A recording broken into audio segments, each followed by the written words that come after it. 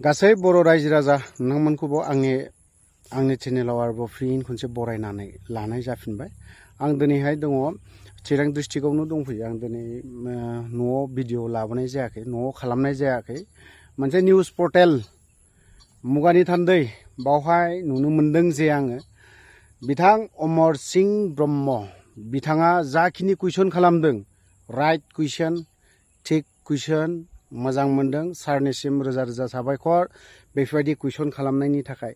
नाथाय नों जाखिनि कुइसन खालामदों बेखौ आङो मालाबानो आंनि चेनेलाव नोंथांमोना नायोब्ला मोनगोन। आरो बर' रायजो राजाफ्रा मुगानि थान्दैयावहाय मैयानि ना दाखालिनि बावहाय बिथाङा मोनसे प्रेस मिट होनाय जादोंमोन दै। बे प्रेस मिटआवहाय बिथाङा कुइसन खालामदों, गोबां खोथाखौनो कुइसन खालामदों।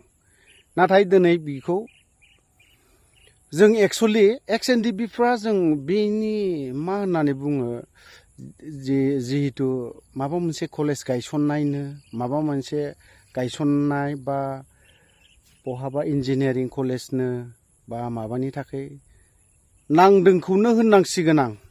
बिनि थाखायल' नांदोंमोन एनडिएफबिनि थांखिया।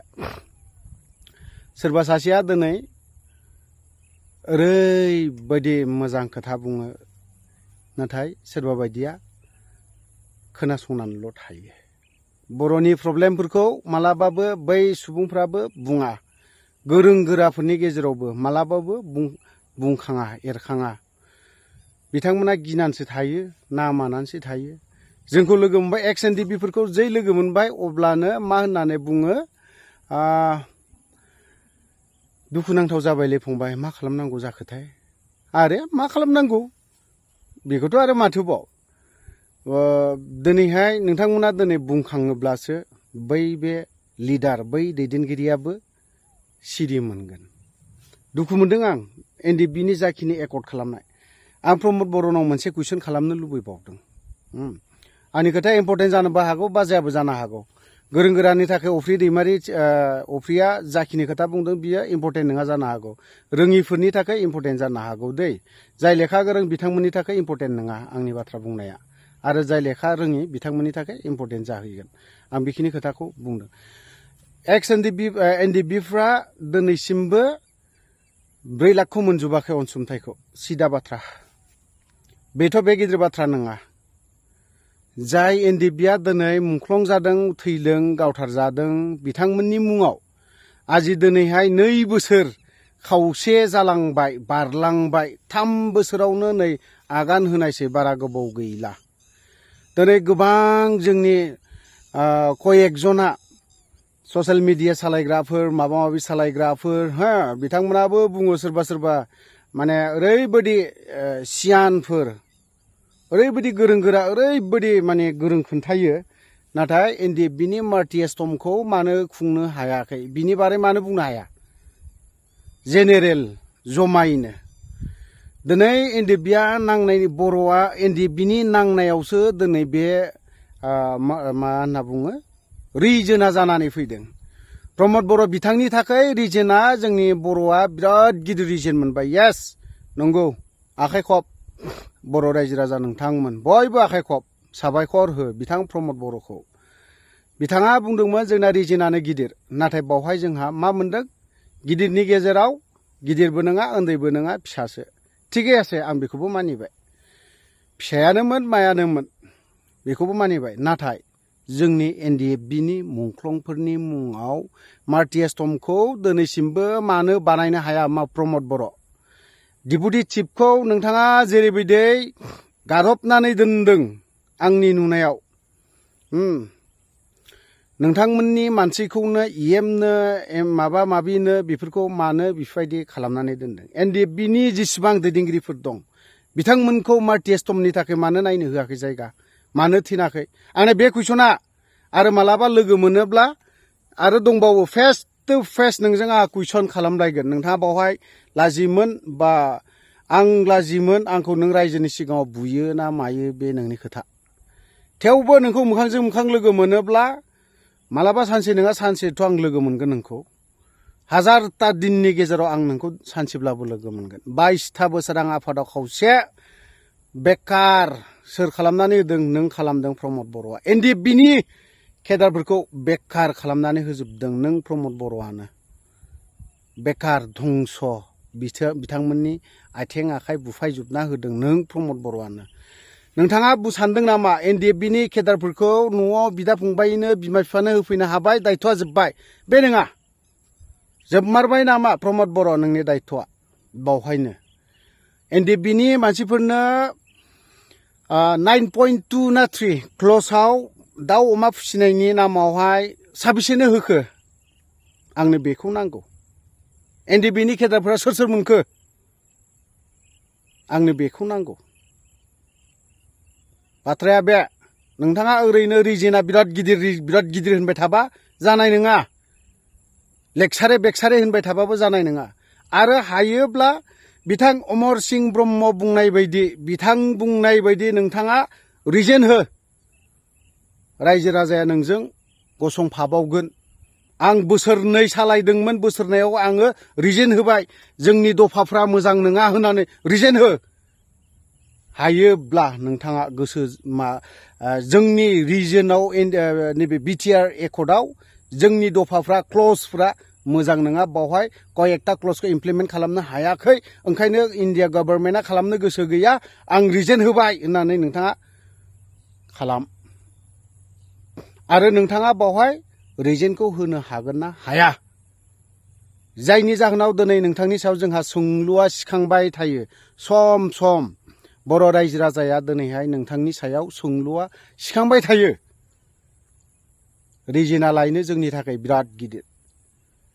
नर्थ इस्टनियाव 7था स्टेटजों मोनसे रिजन मोनदोंनो।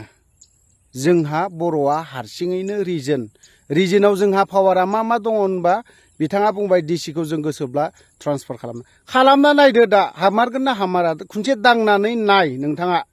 आंना बेखौ रिपिट खालामफिननो गोसो जादों। आंनि चेनेलाव आं बेखिनि खोथाखौ बुंबाय थादों बारे बार। नोंथाङा हायोब्ला एनडिएफबिनि मार्टिएस्टम बेखौ माला बानायनो हागोन? जेनेरेल जमायै बिनि थाखाय हा नायदोंना नायाखै प्रमद बर'? आंनिया मोननै कुइसना बेनो। हाखौ नायदोंना नायाखै मोनसे कुइसन, आरो एनडिएफबिनि मार्टिएस्टम जेनेरेलै माला लुगोन? आं बेखौबो कुइसन खालामदों।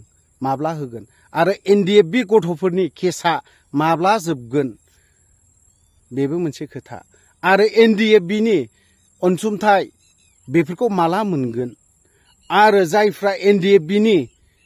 जायफ्रा बुथार जानाय गावथार जानाय मोननांगौफोरखौ माब्ला होजोबनो हागोन? एनडिएफबिनि एक्स एनडिएफबि केडारफोरनि समस्या, गासैबो एनडिएफबिनि समस्याफोरखौ माब्ला फोजोबनो हागोन? आंनि सोंथिया बे। बिनि उनावहाय आं बर' रायजो राजानि माखासे खोथाखौ नोंनो भिडिअ फुटेजखौ आं लाबोनानै होगोन। मिस्टार प्रमद बर', नोंथाङा एफाराब गिदिर बाथ्रा बुंनानै लाब गैया।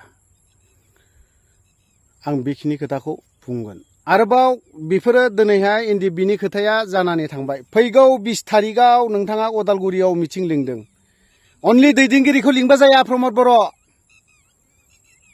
फिसा प्रब्लेमनि थाखायनो बिराद गिदिर इसु जायो, मिथिबाय प्रमद बर'?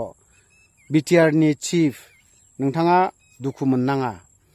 फिसा प्रब्लेमनि थाखाय बिराद गिदिर इसु जानानै फैयो। माखासे बाथ्राखौ बुंनो गोसो गैयामोनब्लाबो आं दिनै बुंनो गोनां बाध्यता जादों। ससियेल मिडियायाव आं दिनै नोंनि एगेन्स्टआव खोथाखौ बुंबाय थानो गोनां जादों। आंनि चेनेलखौ नोंथांमोना नायाब्ला आनसाबस्क्राइब खालाम आरो डिसलाइक मारि बास सिदा बाथ्रा ओंखार दा नायबो। प्रमद बर'जों आं सानसे नङा सानसे लोगो मोनगोन जुदि आं थैयाब्ला, मिथिबाय? अब्लाना बावहाय रायजो राजायानो था बा सोरबायानो था, बावहाय अफ्रिया कुइसन नोंखौ जेराव लोगो मोनो बावहायनो कुइसन। पकेटाव थाखाबाय थायो नोंनाव सोंनो गोनां कुइसनफ्रा आंनाव पकेटाव थाखाबाय थायो। आं जेब्ला लोगो मोनगोन अब्लानो कुइसन खालामजोबगोन। बेखिनि फिननायखौ आंनो नांजोबगौ। 101था सोंगोन आं नोंनाव। नोङो खारन नोंखौ जोंहा कुइसन खालामनो हानाय मोनथाय अधिकार जोंहा दं। एनडिएफबिआ दिनै बावहाय सागान होआमोनबा नोंथाङा चिफ जानो हायामोन। सिदा बाथ्रा। दिनैनि दिनाव नोङो आबसुफोरखौबो लथं फथं खालामजोबनानै थांदों नोङो। दुरबल खालामनानै थांदों नोङो आबसुखौबो दिनै नोंथाङानो उल्थां फाल्थां खालामजोबनानै होदों। अनलि नोङो पावार आरो गाद्दि लुबैग्रा मानसि मार नोङो थारैनो। नोंखौ जों बुजिनो बा रायजो राजाया सिनायनो बाखि गैया। आबसुआबो दिनै उफाय गैया। मोनथिबाय, आबसुनि जेसेबां मेम्बारफोर दं, केडारफोर दं, सोद्रोमाफोर दं, प्रमद बर'खौ एसेब्लाबो नायगासिनोबो दं। जों खोनानायाव आरो आबसुनि मेम्बारफोरजों जों सावरायो, आं लोगो हमलायो, सावरायो, नाम थांखिनो गोसो गैया। बै आबसुफ्रा दिनैहाय नोंनि सायाव दुखु मोननायखौ फोरमायगासिनो दं। आरो नांगौ जायोब्ला लिस्ट खालाम दोनजोबगोन आं बिसोर जायफ्रा आबसुफ्रा आं सिगाङाव बुङो, दैदेनगिरिफ्रानो बुङो। दिनै आबसुखौ सोर मोजां मोना? नों प्रमदा दिनै आबसुखौनोथ' उल्थां फाल्थां खालामजोबनानै थांदों। नों प्रमदानोथ' दिनैहाय आबसुनि सानसे समाव नोङो बेसेबांबा गिदिर खोथा होदोंमोन। बै सेंग्राफोरखौ नों सिन्था खालाम। नोंनि खाथियाव आं स्क्रिनाव होनानै होगासिनो दं, नोंनि खाथियाव गसंनानै खानायफोरखौ माबोरै हरदोंमोन। माखासे बहाबा फेसबुक बेफोराव नुलाबायो मालाबा गोमो गोथां बावहाय खानाया थख'ख' ओरै आलि बायदि लालायनाय। बेफोर सेंग्राफोरा मा जानांगौ? खानाय हनायनि दाम बेफोर मैल्य दं। ससमा गोसोम लाना गस्ला मोदोमाव खालार फुनजोबनानै दिनै डिभाइड आसाम 50-50 गाबख्रावदोंमोन नोंनि दैदेननायाव। नाथाय बिथांमोननि लिरनानै लानाय, सान्दुं गोसायाव खामनानै थानाय बिथांमोननि जाखिनि दुखु दाहा, बेखौ नोंथाङा सानाखै आरो साननायबो नङा। आं पावार थानांगौ, आं गादियाव थानांगौ, बेखौल' लुबैदों। गोबाङानो बुंदों अफ्रियाबो मा इलेक्सन गेलेगोन नामा, बेफोरबायदि बुंदों। जेब्लासिम आं दिनै स्पस्ट खोथाखौ बुंगोन, रन्जन दैमारिया जेब्लासिम जियालनिफ्राय उदां जाया आरो पलिटिक्स गोदान दाया, अब्लासिम अफ्रिया ना BPF, ना UPPL, ना BJP, ना कंग्रेस, ना AIUDF रावजोंबो गैया, थाङा। जेरै दं बिदिनो थागोन अफ्रिया। रन्जन दैमारिखौ फार्स्ट टाइमनिफ्राय आं बांलादेशआव थांबानो लोगो मोनजेननाय रन्जन दैमारि सार जा बुङो आं बेखौसो मानिनानै थागोन। दिनै डिसबेन्ड जादोंब्लाबो अफ्रिया डिसबेन्डखौनो जादोंखौनो होननानै सानफेरा मालाबाबो। NDFBनिया रुल डिसिप्लिन बेफोरखौ मानिनानै दङ होननानै दाबो गोसोआव साननानै लायो आं अफ्रिया दिनैसिमबो। जायनि जाहोनाव दिनैहाय माखासे खोथाखौ आं बुंबाय थायो। रन्जन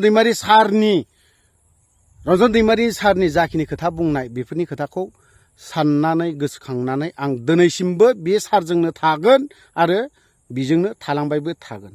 जुदि प्रमद बर'जों रन्जन दैमारिया थाङोब्ला, जुदि रन्जन दैमारिया प्रमद बर'जों उन खारफायोब्ला, अब्लाना आङो 101ता रन्जन दैमारि सारनावबो कुइसन दं। आं बेखिनिखौ दिनै नोंथांमोननि सिगाङाव बुंबाय। आं प्रमद बिथांनाव दाबो लास्टलि सोंबावगोन, नोंथाङा हायोब्ला रिजेन हो BTR नैबे BTC चिफ जानायनिफ्राय। नोंथांखौ दिनैसिमबो रायजो राजाफ्रा मोजां मोनो, नाथाय नोंथाङा रिजिनाव बेसेबांबा गिदिर मोनबाय, बिराद पावारफुल। 1 भट 1 जब होनना बुंनायनिफ्राय रायजो राजाफ्रा सापर्ट खालामदोंमोन। इयुथ जेनेरेसनफ्राबो नोंथांमोनखौ सापर्ट खालामदोंमोन। नों फैयोब्ला थांफानो हागौ, नोंजों खिबु लोब थांनो हागौ। नाथाय आंनि खामानिया माबा मोनसे पास जागोन नामा? आं थाङोब्ला जाहाथे आंनि बिलफोरखौ हरनानै होगोनदां बिदि साननानै नोंनो टाइम होयो गिदिंनाय। बे स्पस्ट खोथा, मिथिबाय? जेबो नङा, नोंजों हाजारजन कौटिजन मानसि गिदिंफानो हागौ, नाथाय नोंथाङा पावाराव दं हिसाबै नोंथांनिफ्राय माबा मोनसे बिल मोनगोन नामा बेखौ साननानैसो थाङो, मिथिबाय? आं नोंनिफ्राय थाइसेबो फैसा लुबैया, नाङाबो। आं दिनै स्पस्ट खालामनानै होगोन, नों आंनो फैसा होनो नागिरोबा बे फैसाखौ आङो लाइभ केमेरा लागोन, लाइभनो राननानै होगोन। आं नोंनि फैसा थाइसेबो जाया, नाङाबो। नों थिगल'। आरो हायोब्ला नोङो, आं दिनै बुंगोन, नोंथाङा रिजेन होनो हागोन ना हाया? आंनि बे कुइसना। मानो थाखाय रिजेन होदों? खारन नोंथांनि सालायनाया हायाखै। दिनै सोरबाल' नङा, गुबुन हारियाबो नोंखौ उन बुंनो हमदों। आंल' बुङाखै, अफ्रिल' बुङाखै।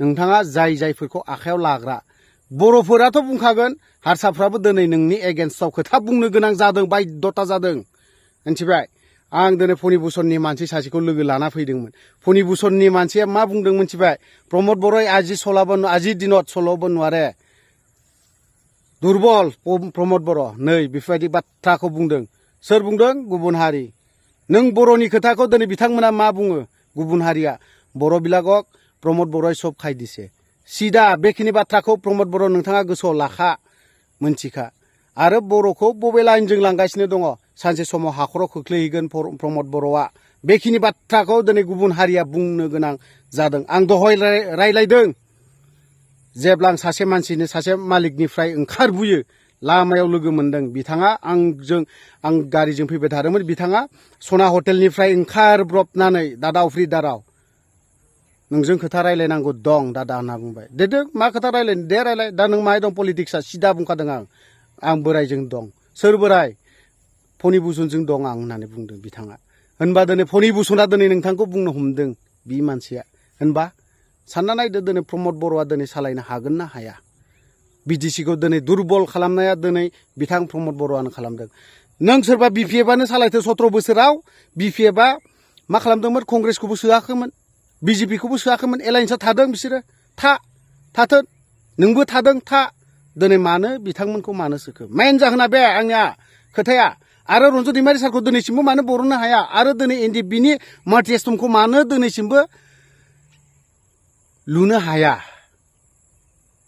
बे बाथ्राया आंनिया खोथाया माब्ला लुगोन जेब्ला लोगो मोनगोन अब्लाना स्पस्ट मोखांजों मोखां कुइसना जालायगोन आं रायलायगोन थ' रायजोफोर आं गोबां खोथा बुंबाय बावहाय जुदि माखासे गोरोन्थि बा गाज्रि खोथा बुंबायबा आं गासैबो बर' रायजो राजा नोंथांमोननाव आं अफ्रि दैमारिया क्षमा बियो आरो बर' रायजो राजानि देदगाबो आं खामानि मावनो हाया बर' रायजो राजानि बादगाबो खोथा बुंनो हाया आं जाखिनि बुंदों नोंथांमोननि जानानै खोथाखौ बुंदों आरो एक्स एनडिएफबिनि गथ'फोर बिथांमोननि जानानै एनडिएफबिनि गथ'फोरा सोद्रोमाफोरा जा मोननांगौ बेखौ मोनजोबाखै थाबैनो खालामनानै होनांगौ थ' लोगोफोर आं बिदिखौ बारा गोलाव खालामब्ला माखासे गोरोन्थि खोथा बुंदोंब्ला आंखौ क्षमा होबानो जाबाय जय बर' हारिनि